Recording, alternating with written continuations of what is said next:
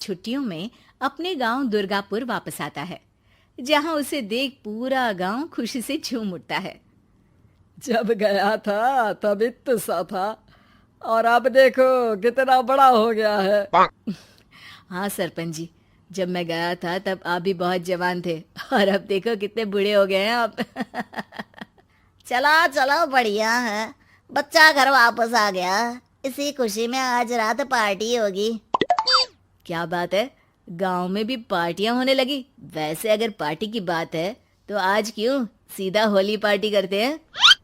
Holi party की बात सुन चहल पहल में अचानक सन्नाटा छा जाता है, जिसे देख मनोज को कुछ अजीब लगता है। लेकिन तभी सरपंच बात पलट देता है।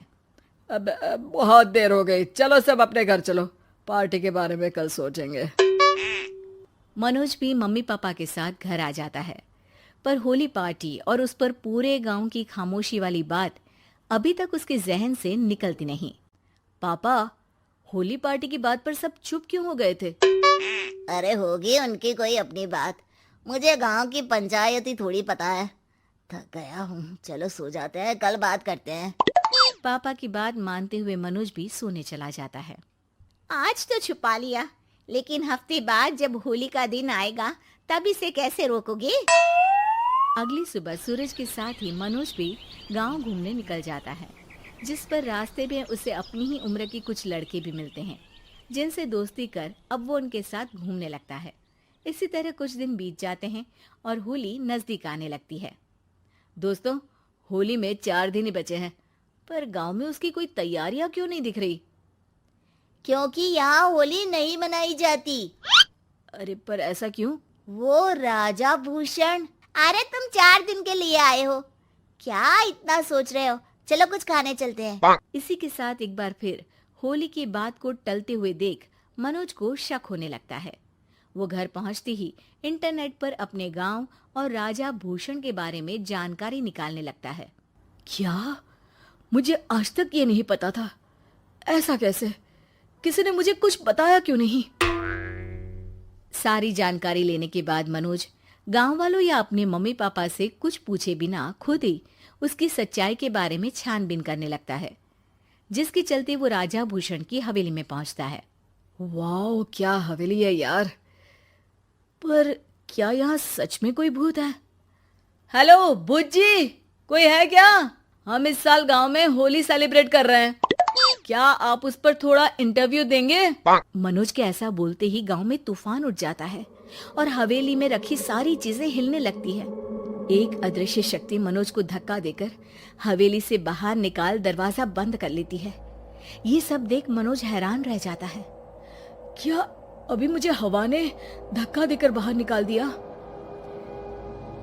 मेरे होते हुए इस गांव में कभी होली नहीं मन सकती, इसलिए दोबारा ऐसी कोशिश भी मत करना, अंजाम बुरा होगा। आवाज सुन मनोज हैरानी से इधर उधर देखने लगता है, पर उसे कोई दिखाई नहीं देता। वो गांव वापस आ जाता है, जहां तूफान की वजह से सब कुछ तहस महस हो चुका होता है। आखिर ये तूफान आया कैसे? ना ऐसा कोई मौसम था और ना ही हमने होली का त्योहार मनाने की बात की थी। सरपंच की बात पर कोई रिएक्शन दिए बिना मनोज चुपचाप अपने घर चला जाता है। इस तरह देखते ही देखते होली का दिन भी आ जाता है और मनोज रंग लेकर गांव में निकल जाता है, लेकिन गांव पूरी तरह खाली होता है। अरे त्योहार का दिन है, धूमधाम की जगह मातम क्यों मनाया हुआ है? मनोज की आवाज सुन सब अपने घर की खिड़कियां खोल के घर के अंदर से ही उसे वापस जाने के लिए कहने लगते हैं, पर वो किसी की नहीं सुनता। तुझे पहले भी समझाया था, अगर होली खेलने की कोशिश भी की तो अच्छा नहीं होगा। अरे बात मान लो बेटा, तुम्हें सच नहीं पता। मुझे सब पता है।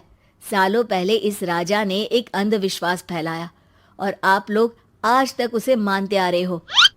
अरे बेटा, जब तुम पैदा भी नहीं हुए थे उससे भी बहुत पहले से इस गांव पर होली का श्राप है। अगर गांव में होली का त्योहार मनाया जाता है तो प्रलय आना पक्की बात होती है। राजा भूषण इस सब में नहीं मानते थे और त्योहार मनाने लगे, जिसके चलते होली वाले ही दिन पहले उनके बेटे की और फिर उनकी मृत्यु हो गई। तभी से गांव की रक्षा के लिए उनकी आत्मा उस हवेली में रह रही है। सबकी बातें सुन मनोज उलझन में पड़ जाता है। सोचना भी मत मनोज, अगर तुमने इस परंपरा को तोड़ने की कोशिश भी की तो उसका परिणाम इस गांव और गांव के लोगों के लिए अच्छा नहीं होगा। मुझे भी यकीन नहीं हो रहा कि आप लोग एक बेतुकी बात को मानकर सालों से रंगों के त्योहार को मातम की तरह मनाते आ रहे हो। मनोज किसी की कोई बात ना मानते हुए पूरे गांव में रंग बिखेर देता है, जिसके तुरंत बाद वहां तूफान के साथ बिजलियां गरजने लगती है। अचानक मौसम में ऐसा बदलाव देख जहां मनोज कंफ्यूजन में आ जाता है, वहीं गांव वाले डर से सहम जाते हैं।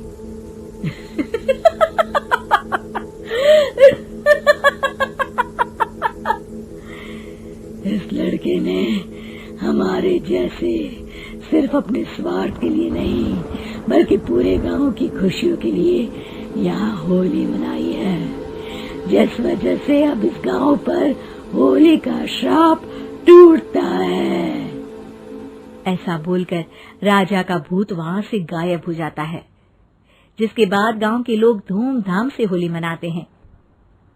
खुशियों के रंग गांव में बिखरे ही होते हैं कि अगली सुबह अचानक मनोज कहीं गायब हो जाता है और एक बार फिर गांव में होली का नया राज शुरू हो जाता है।